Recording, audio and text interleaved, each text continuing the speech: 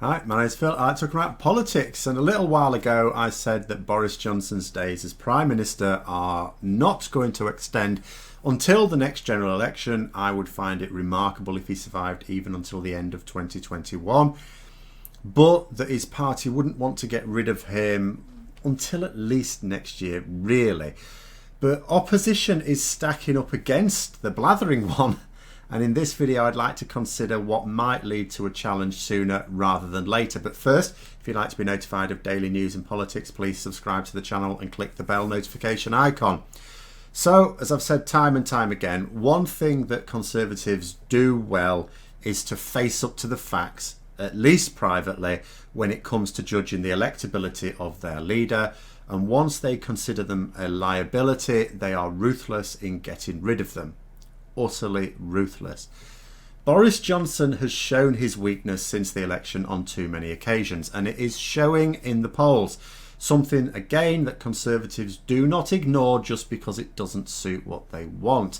Now, we all know that Boris Johnson and his government took a knock over the Dominic Cummings saga. A YouGov pollster described the subsequent loss of approval amongst the public as the most severe they had ever seen. But I thought that could be it for a while. They've took a knock and it'll level off a little bit, and then we'll wait for the next big scandal, then it'll take another knock. And I was, fairly satisfied that the trend would be downwards. In theory, something could happen that gets it going up again, and then maybe it takes a knock, and who knows where it ends up. But the thing is that Boris Johnson has shown himself to be undeniably ineffective when it comes to a real emergency. Not a made-up one, a real emergency. And this Parliament is going to see a lot of real emergencies that you can't just politic away. And we're only just warming up, really. But the polls didn't level off after Dominic Cummings sort of faded a little bit in the background. It's not gone away completely. People like myself, but, much more influential people still keep bringing it back. But it's sort of in the background now. But the poll ratings have continued to go down since then. And you couple that with the fact that Keir Starmer's personal approval rating has been going up and is now significantly ahead of Boris Johnson's. Conservatives are understandably worried because senior Conservatives they're increasingly reported to be briefing off the record, of course, that they are getting a bit sick of Boris Johnson, because the problem isn't just Johnson's personal approval. The Tories can fix that, no problem, the day they decide to kick him out of the job, because it's attached to him. It doesn't attach to any of the rest of them. But the problem is he's bringing down the credibility of the party and the government as well. The government and the party's approval ratings are also going down, and quite a lot. And quite right too. They all elected him leader when they knew how useless it was. It isn't like his performance with COVID is a surprise or out of the blue. Then there was the YouGov poll that showed the UK bottom of the league in terms of how much the population of the relevant country rated their government's handling of the coronavirus pandemic. Joint bottom with Mexico, if you want to split hairs, but the point is that every other country above. And to be clear about what that poll means, it's saying that if you take every particular population of major countries, that population's estimation of how well its government has tackled the coronavirus pandemic. And the UK population has a much lower estimation of the UK government's handling of it than other countries of their government. And I mean, now the behaviour of casual supporters will be predictable, because it's the same for any party. This isn't a feature of the right wing. It's not a feature of the Conservative support. Any political movement has these casual supporters, and when faced with data like these, those casual supporters simply dismiss, it's polls, they're inaccurate. They don't like polls that don't say what they like, so they just dismiss them. And yet these are the same people who, when they see a poll that backs up their particular point of view, they plaster it all over social media. But no, we're talking about senior Conservatives. They do not ignore reliable polls. It's what did for Thatcher ultimately. It's what did for Theresa May. It's what's going to do for Boris Johnson. He is now a Prime Minister on notice. And as I said before, that I think that the Parliamentary Party will not want to get rid of him too soon. Absolutely. Because first of all, quite a lot of them want their precious Brexit. And getting rid of him jeopardises that, genuinely jeopardises it. And even if it doesn't, even if they can be sure of getting someone that would still go through with it, it will then mean that his successor will be responsible for the next phase as well.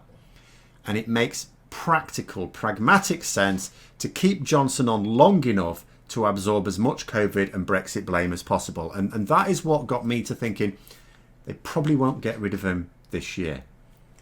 But like I say, there's an awful lot of correspondents who do talk off the record to MPs, even ministers, who are saying increasingly the Parliamentary Party seems to be a bit pissed off with Mr. Johnson there. Because there is a problem in waiting too long. If the Conservative Party, not just Johnson, continue to fall in the polls and Labour keep rising, that is a danger for them. At the moment, the Conservatives are still significantly ahead of Labour. Keir Starmer may be ahead of Boris Johnson on a personal level, but in terms of the parties, the Conservative is still riding high ahead of Labour, although that gap has narrowed. But once Labour are leading the Conservatives, as in when it's a party issue, then that will represent a view amongst the public that not just is Keir Starmer a better leader than Boris Johnson, because like I say, the Conservatives can fix that by just getting rid of the leader and getting a new leader. But once it's a party issue, the view amongst the public is that Labour themselves are fit for government. Make no mistake, the reason the Conservatives won such a large majority in the last election was by painting Labour as unfit for government. Johnson didn't win a lot of votes. He just persuaded nearly 3 million Labour voters to stay at home. They were convinced that Jeremy Corbyn wouldn't be a fit Prime Minister. Oh, Boris Johnson is bad, they said. Oh, absolutely piss poor, no argument with that, they were told. No point in trying to tell traditional Labour voters otherwise. Unless, of course, you could tempt them with Brexit. That worked on a few. But Corbyn would be worse, they said. And it worked. Based on nothing but speculation, as Corbyn has never actually been tested with high office, unlike Boris Johnson before he became Prime Minister. Like I say, shouldn't be surprised at what he's done now. Look at what he did as London Mayor. But it worked. It worked. And they've been unable to do that with Keir Starmer. Keir Starmer has a credibility that Corbyn lacks. Corbyn's questions at PMQs were sometimes good in themselves, but they were too easy to deflect. Because the way all of his questions worked, he would almost always point to something that if his opposite number had to answer it would have been a good question. But the problem was his questions went like this. He would say a thing that was a shocking indictment of the government. No questions there. And then invite the government to agree how crap they were. To which all the Prime Minister would do was stand up and go, no, I don't agree. And sit back down again. And Starmer asks them questions that demand an objective answer. He's not asking them to agree with his point of view. You know, he wants an objective answer. Very often an answer that an official report has already given. So in theory, some part of the government or a government representative has already given and doesn't reflect well on the government. Even in yesterday's PMQs, which was not a great one for Starmer, it still had the Daily Mail saying how badly Boris Johnson had done. Yes, it also said Starmer was rubbish. That's fine. I don't mind that, of no consequence. The Daily Mail is a right-wing newspaper. If it says Starmer was crap, do you know what? You can put that down to partisan politics. He's their political opponent. It's just as worthless as when The Guardian or The Mirror say how crap Boris Johnson is. Yeah, great. The people who read those papers believe you. You don't have to tell them that. But when the Daily Mail and the Times and the Telegraph, all right-wing papers, say that Boris Johnson did badly in what was actually the PMQs against Starmer, where arguably he did best, and even then just got away with a no-score draw, then his support is just going to keep ebbing away, because the readers of those media are getting a picture of Boris Johnson as not worth their vote, firmly planted into their heads. And the longer he remains in charge, the more that thought is going to be mapped onto the Conservative Party in general, who, after all, are keeping him in that position. Now, whereas moderates and those on the left are getting a steady diet of Starmer's supremacy over Johnson now, He's, as I say, already polling well ahead of Boris Johnson on a personal level. But the Labour Party still significantly behind. But every time a new poll comes out, every few weeks a new poll comes out and the gap has closed. Starmer only really needs to be overtaking the Conservatives in a couple of years. He wants a good run up to the next election.